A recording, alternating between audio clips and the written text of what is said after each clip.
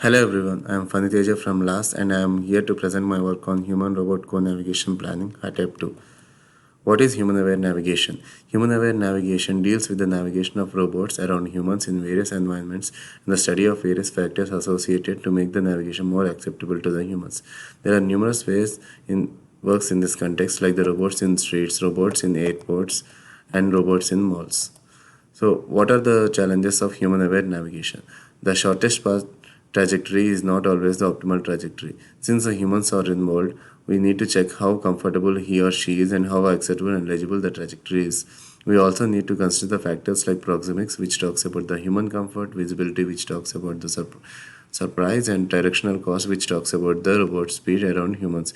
In order to have a better navigation planning, a model of the human is also necessary. Some people use social force model, treating humans like obstacle, and some others learn the models and use them in the planning. Finally, there is a requirement of human robot joint action planning in tasks like joint action and human companion, etc. Now I will be giving a brief introduction of the timed elastic band tab. As you can see from the figure, several positions along the path represented by Q and the time intervals between them represented by tau are grouped together into B and a cost function F is built. Finally, a multi-objective optimization is performed to find the optimal trajectory B star. To perform the multi-objective optimization, a hypergraph is built with the poses and time intervals as vertices and the constraints as edges. Then a sparse graph optimizer is used to obtain the optimized trajectory as shown. Web Planner has been integrated with the ROS Navigation Planner as a local planner as shown in the figure. Moving to our previous work on human-aware timed elastic band, the idea was to include the elastic bands for humans and jointly optimize the trajectories. This resulted in better predictions of human motion and proactive robot planning. For this, the objective function is modified as shown, and the last part of this equation deals with several social constraints associated with the navigation. Then a combined optimization is performed on this function f to obtain optimal human and robot trajectories. A hypergraph is built like in TEP, however, apart from robots and humans' kinematic constraints, social constraints between the human and robot and human are also included. Then the sparse graph optimization gives the combined trajectories as shown. Why HATEP 2? There are two main motivations for this. The first one is the entanglement problem of HATEP, which makes the robot to get stuck due to the continuous planning of human even when he or she is not moving.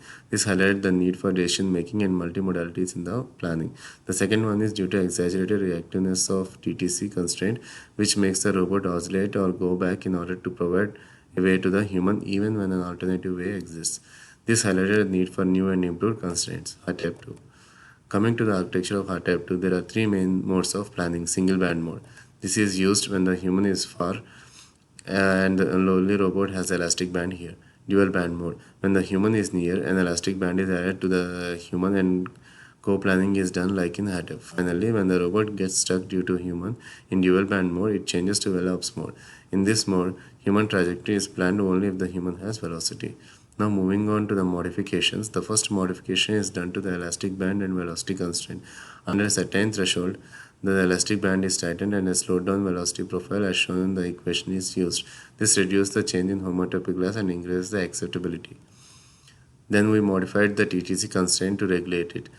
We defined a new TTC plus constraint which considers the accumulated errors instead of the instantaneous ones. This removes the exaggerated reactions of TTC but preserves its advantages. In the equation, Tm is reset every time an error is positive and Ta is reset when Tm is greater than 5 Td.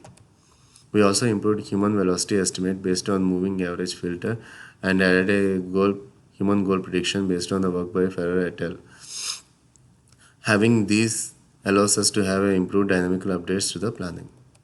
Finally, the decision-making scheme used in the HATEP 2 is shown here. The planner stays in the single band mode if the distance is less than distmin and then shifts to the double band under this distance. Then if the distance is less than this threshold, the velocity profile and elastic band are changed and the planner continues to be in this mode depending on the velocity of the human. If the human stops, the robot changes to velops mode to continue its navigation. Note that the human aware constraints are active in velops mode as well. Finally, when the robot reaches the goal, it starts checking for the distance again.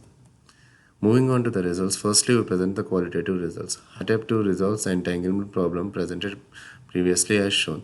If we have a closer look at the stages, we have 4 stages of this resolution: detection of entanglement, replanning, mode transition, and finally execution of the new plan.